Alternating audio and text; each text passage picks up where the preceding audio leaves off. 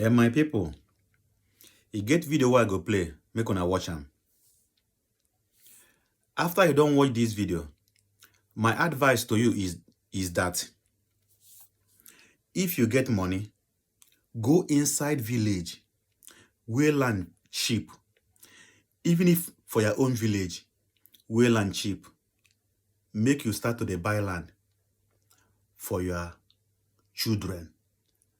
If you over get money, buy for your grandchildren.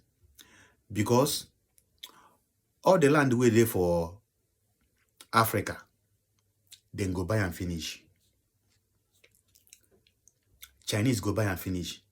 From now till the next 30 years coming, Chinese go buy all the land wey dey for Africa finish. As then they buy, now so Europeans go dey buy yo. The mineral resources where we never know, where all these people they discover for lab, where they never know what they go use and do in the next future.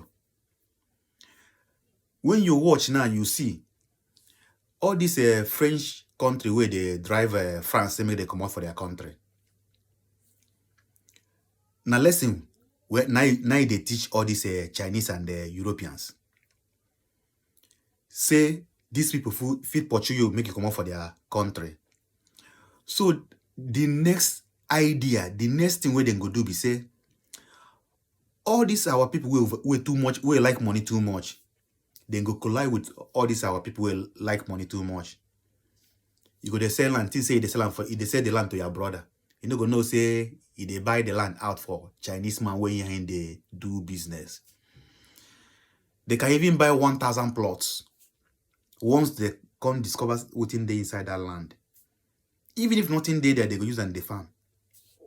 Because as global warming they come, now so their places, all these their Europe and all these places where they get snow. Now so snow they come more. And more the snow they come, they no fit to the plant outside again. Now they don't they plant inside house.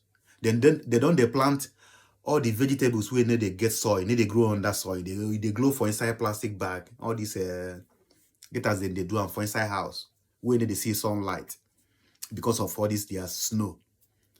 So now we be African and we see they eat natural things. So after you don't watch this video, my advice to you is that if you get money, start to buy land for your children and your grandchildren.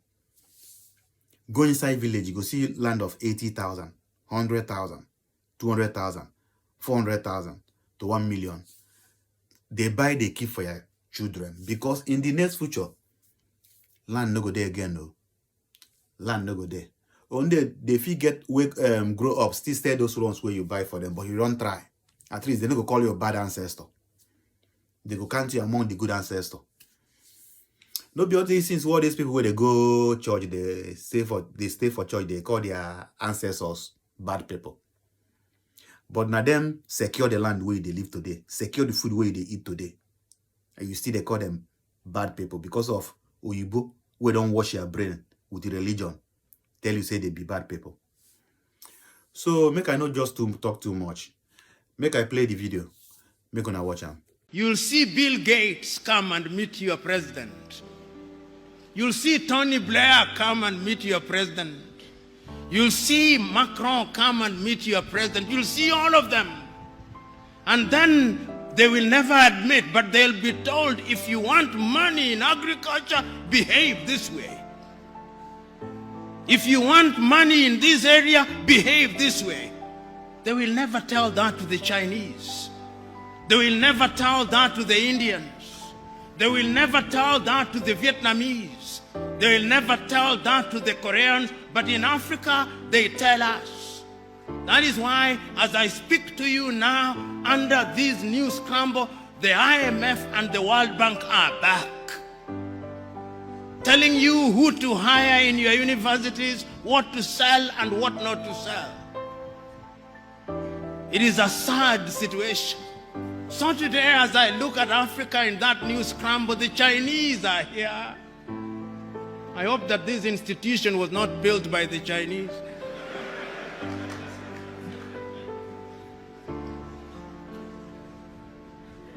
The Turks are here. The British are here. The French are here. The Qataris are here. The Americans are here. This time round, they are so subtle that we don't even recognize them, but they control us. What are we going to do about it in order to develop? We must do something. And if we don't do that thing else, you who have been trained in this institution, you have traveled the world. You have traveled Nigeria. There are two things that you can do with your traveling. You can marvel. Says it is great in China. You can marvel. You can wonder or feel pain. I'm urging you to feel pain. To feel pain for the continent of Africa, and in your own way, when you go out there, go and do something about it, because it has also been demonstrated that it can be done. I've traveled across this continent and I've seen that development is possible. I was in Rwanda before 1994. I was in Rwanda in 1996. Genocide. 1 million dead. Its obituary written. Will never rise, they said. You go to Rwanda now. They are demonstrating that it can be done. Go to Kigali now. See what they are doing in the health sector in their own small way. See how they are collaborating in the area of mobile telephony in their own small way. It can be done. I've been to Botswana and I've seen what they are doing in their own small way. I've been to Mauritius, see what they are doing in their own small way. And they do not have the resources that other countries have. They do not have the resources that the Democratic Republic of Congo has. And I'm giving these examples to say that indeed it can be done, and it can be done within the continent of Africa. So what we must do is to begin to pull together. You know,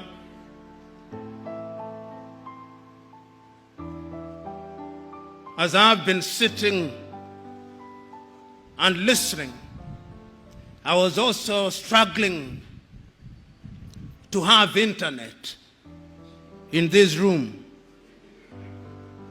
And every effort was being made to connect me to internet. And all those efforts failed. Why? Because we are in an era of the Internet of Things. We are in an era of nanotechnology. It cannot be right that in Africa's largest economy, in Nigeria, I do not have internet at an institution that deals with security. You get the point that I'm trying to make? It cannot be right. And I know why we don't have internet connectivity. It is because we are divided.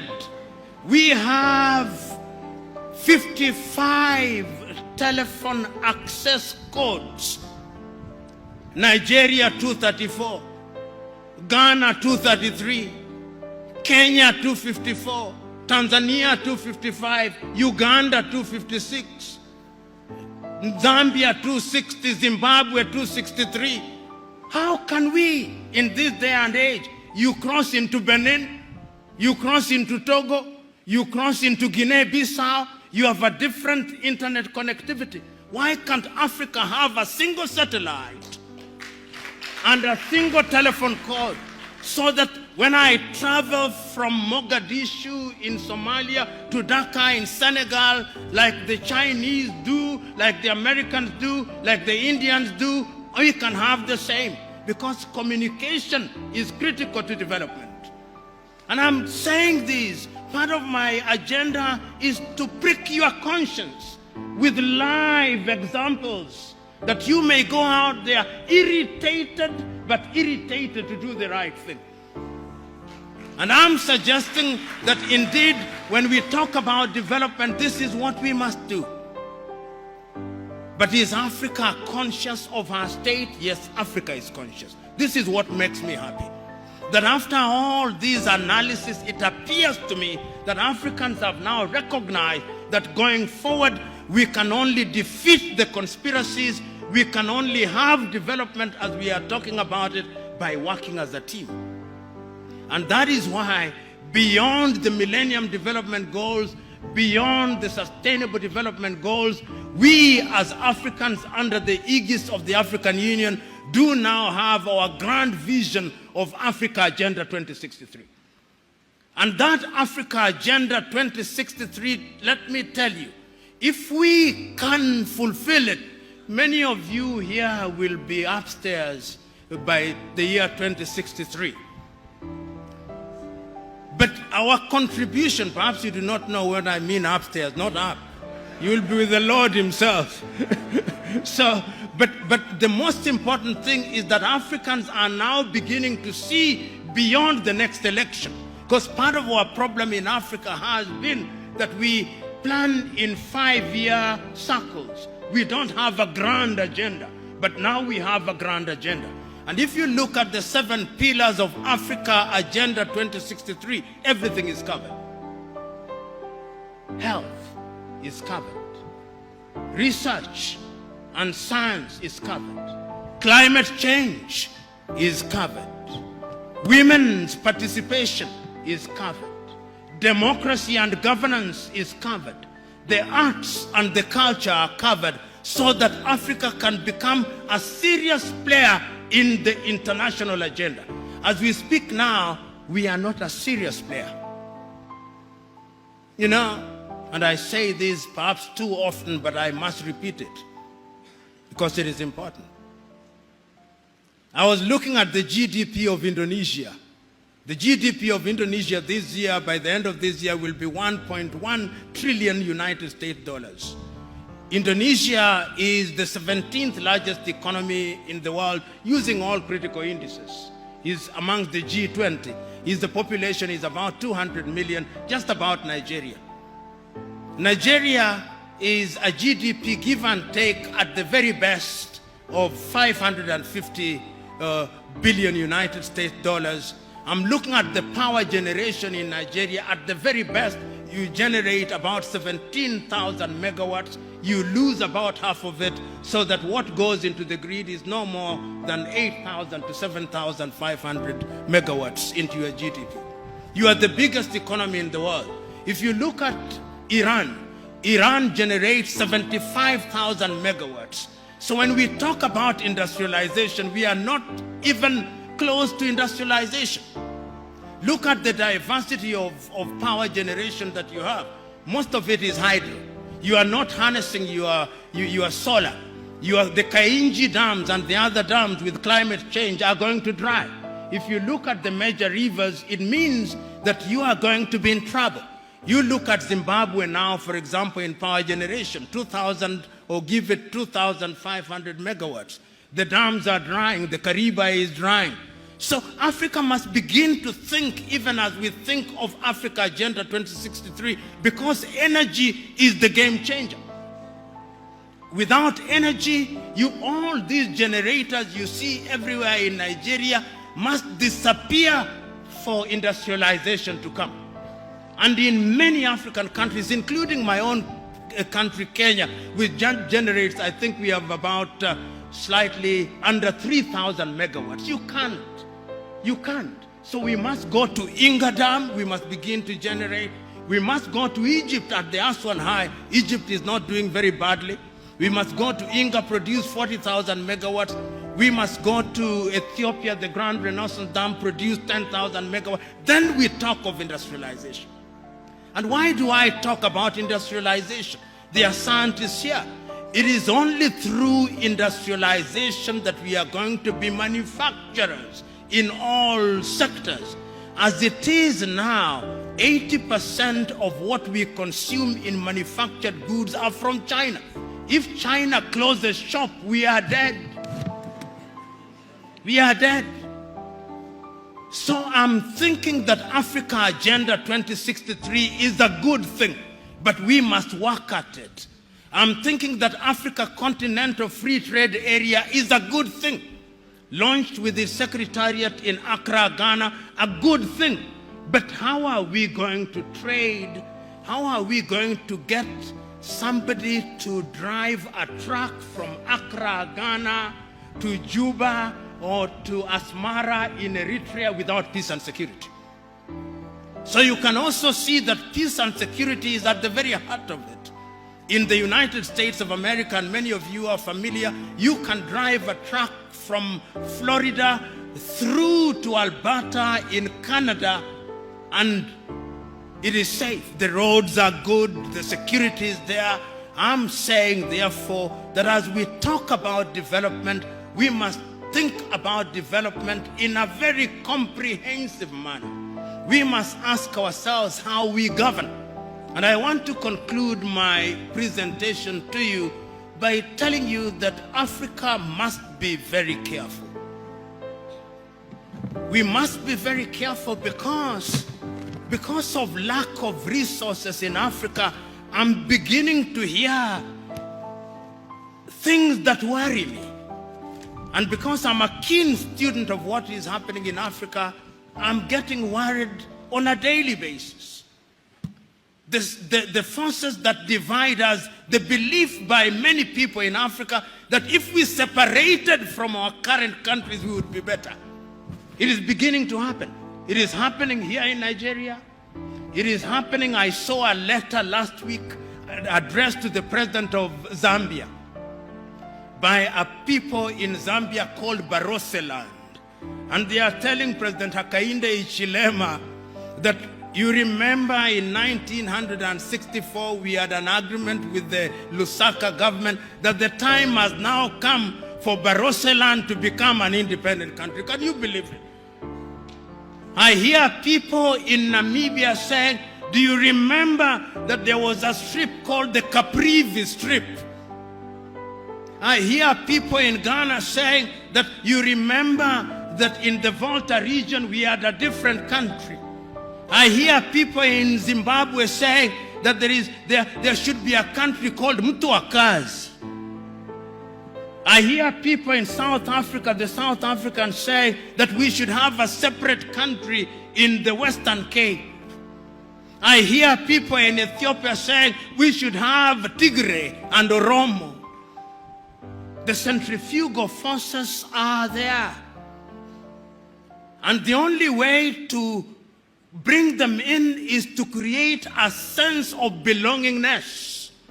The people must feel that they are part of it. I remember the words of John Garang of South Sudan when he spoke in Khartoum. He told the Numeri government, we do not want to create a separate state, but make unity attractive. Make unity attractive, make Sudan attractive, make Khartoum attractive, because if you don't make it attractive, we will separate, and that will make us weaker. And I'm saying this because of this thing we call democracy.